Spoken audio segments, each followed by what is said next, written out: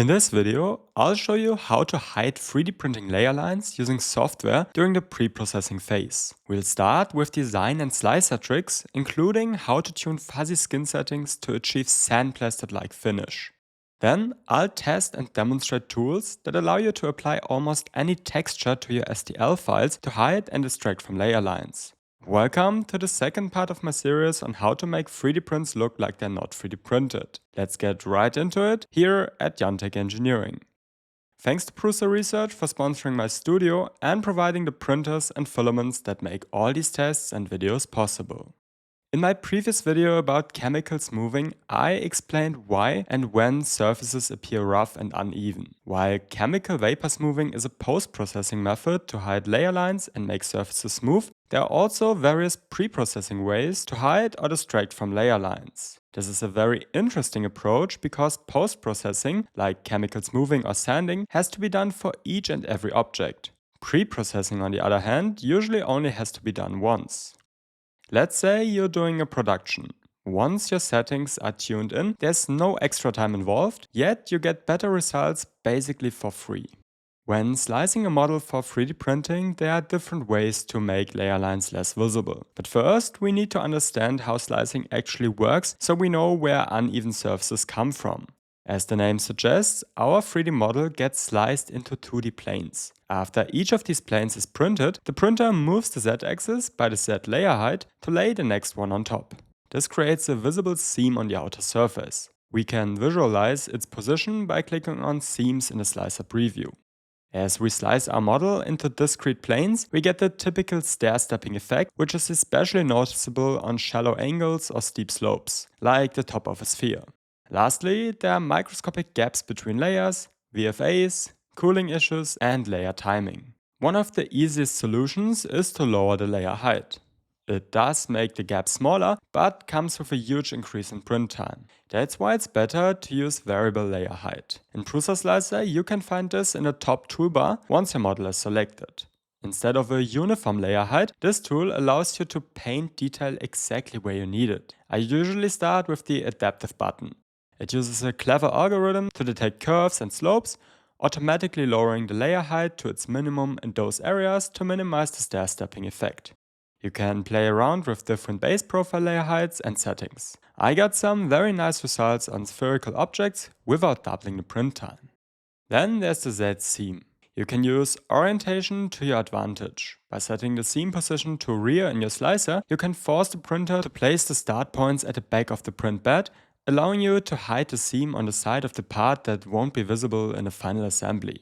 If the automatic settings aren't doing the job, you can use seam painting. This tool allows you to manually paint exactly where you want that seam to go, letting you put it into a sharp corner or a less prominent feature of your design.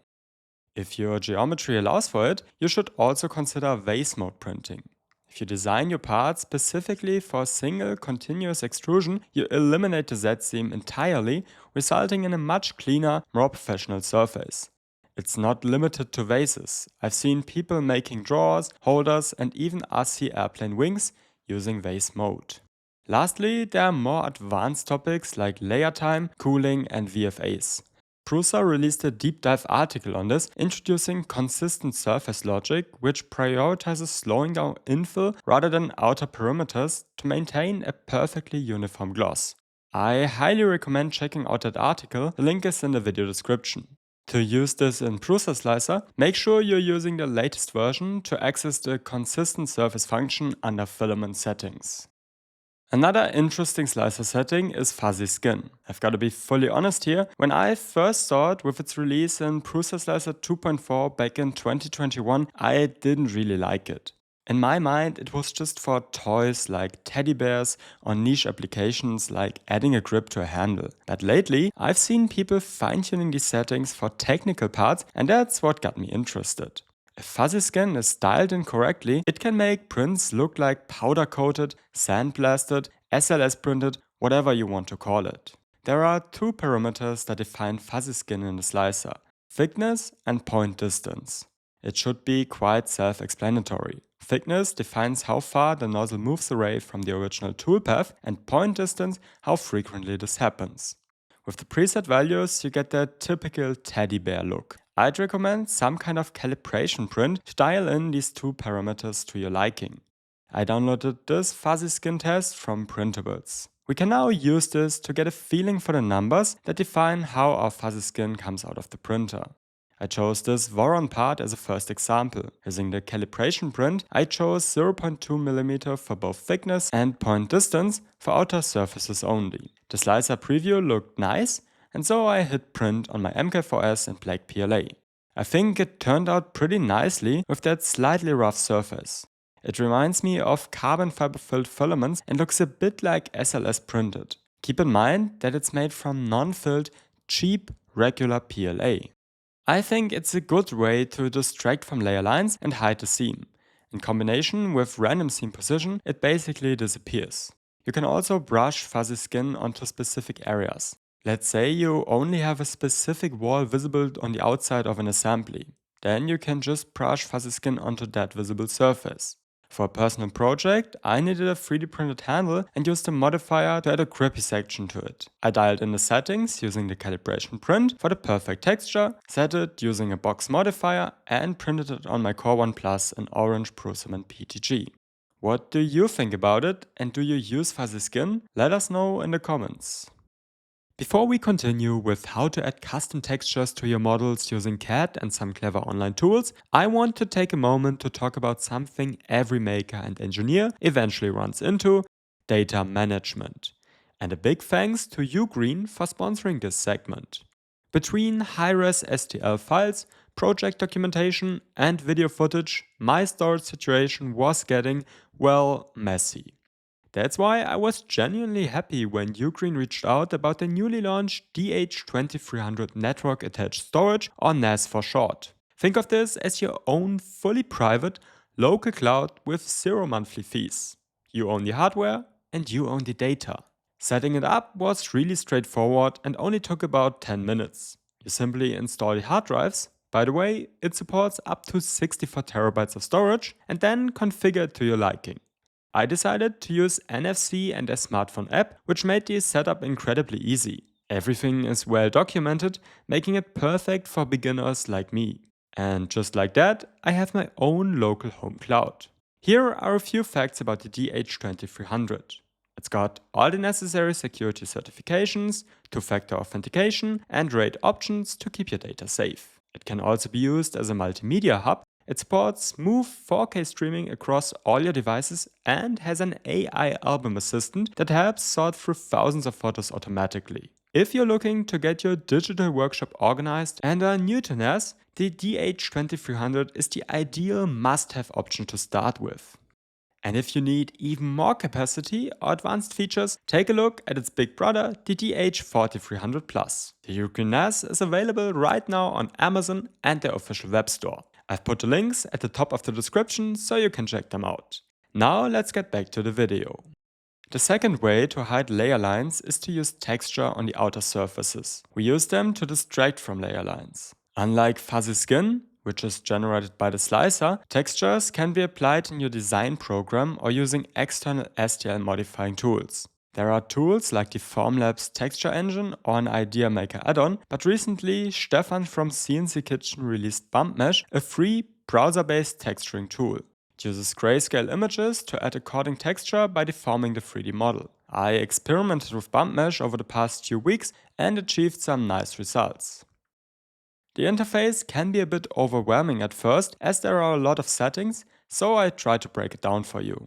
At the top, you can upload your model and orient or rotate it. Then you choose the displacement map that is used to generate the texture. Right now there are 24 presets, which I, by the way, printed all out, but you can also upload a custom map, for instance containing your logo. It uses grayscale images where black is no displacement and white is full displacement. You can smooth the texture, which reduces sharp corners. There are different projection modes: triplanar for most shapes, cylindrical for cylinders like knobs, and planar for flat surfaces to ensure textures wrap correctly. Then there are more parameters to adjust texture height, scale, offset, and rotation. Really interesting is surface selection, where you can select the surface you want to apply the texture to. You can either paint on or fill sections of the part with exclude or include, as you might remember from the paint on fuzzy skin in PrusaSlicer. Lastly, there are export settings that affect resolution and size of the STL file. I always kept them on default. I recommend playing around with the parameters to get a feeling for them. I decided to print out a 30mm cube for every preset texture with default settings. Here are my top 3 textures to hide layer lines: knurling, crystal, and dots. If you're interested in printing them out, I uploaded all 24 cubes to my printables. They're not the most efficient way to try out the different Bumpmesh textures, but it might be helpful to the one or the other to compare them side by side or even in a 3D model viewer on printables. Link is in the video description. I tried out more settings and did some sample prints. Beyond just hiding lines, this is a great tool for adding unique grip to parts like this camera holder. But nothing is perfect. While the tool works perfectly fine on simple surfaces, organic shapes can be a bit more challenging. By the way, if you need different textures on different parts of the same model, the current workaround is to apply one, export the model, and then re-import it to apply the second. If you want to dive deeper into the technical development of Bumpmesh, definitely check out CNC Kitchen's video and the GitHub project. Lastly, a huge thanks to Stefan for creating such an amazing tool for the community.